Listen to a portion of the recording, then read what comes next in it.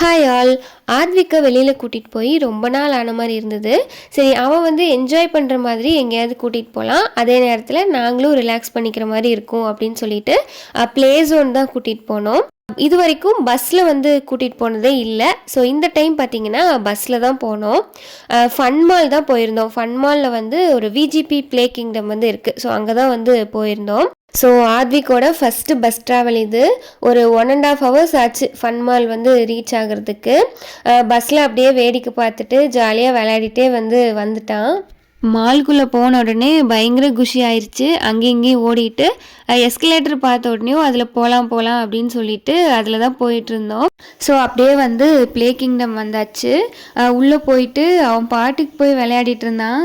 இங்கே வந்து நல்லா விதவிதமாக டாய்ஸு, அதுவும் இல்லாமல் எல்லாமே வந்து நல்லா கலர்ஃபுல்லாக இருக்கிறதுனால கிட்ஸுக்கு ரொம்ப பிடிக்குது. அவங்க வந்து ரொம்ப எங்கேஜ் ஆகி விளையாட ஆரம்பிச்சிடுறாங்க.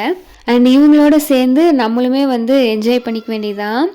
நான் வந்து சின்னதாக இருக்கிறப்போ இந்த மாதிரிலாம் எதுவும் இல்லை. ஸோ எனக்கு வந்து இந்த மாதிரி ஆப்பர்ச்சுனிட்டிஸ் வந்து எதுவுமே கிடைக்கல.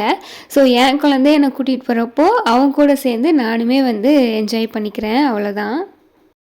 அண்ட் இங்கே வந்து பார்த்திங்கன்னா கிச்சனு, சூப்பர் மார்க்கெட்டு, அப்புறம் வந்து ஃபயர் ஸ்டேஷனு, அந்த மாதிரி எல்லாமே வந்து தனித்தனியாக வச்சுருக்காங்க. ஸோ குழந்தைங்க வந்து விளையாடுறதோடு சேர்த்து எல்லாமே லேர்னும் பண்ணிக்கிறாங்க. நாங்கள் வந்து கிச்சனில் தான் டைம் அதிகமாக ஸ்பெண்ட் பண்ணியிருப்போம்.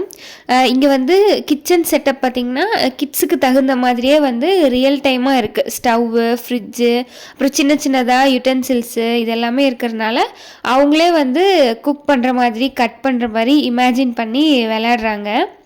ஒரு 1.5 hours ப்ளே டைம் இருந்துச்சு. விளையாடி முடிச்சுட்டு போய் தான் வந்து சாப்பிட்டோம். பயங்கரமாக பசி எடுத்துருச்சு.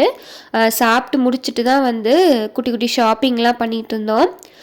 ஃபன் மால் ஃபுல்லாக ஒரு ரவுண்ட் அப்படியே சுற்றி பார்த்துட்டு பஸ்ஸில் போகணும் அப்படிங்கிறதுனால கொஞ்சம் சீக்கிரமாகவே கிளம்பிட்டோம்.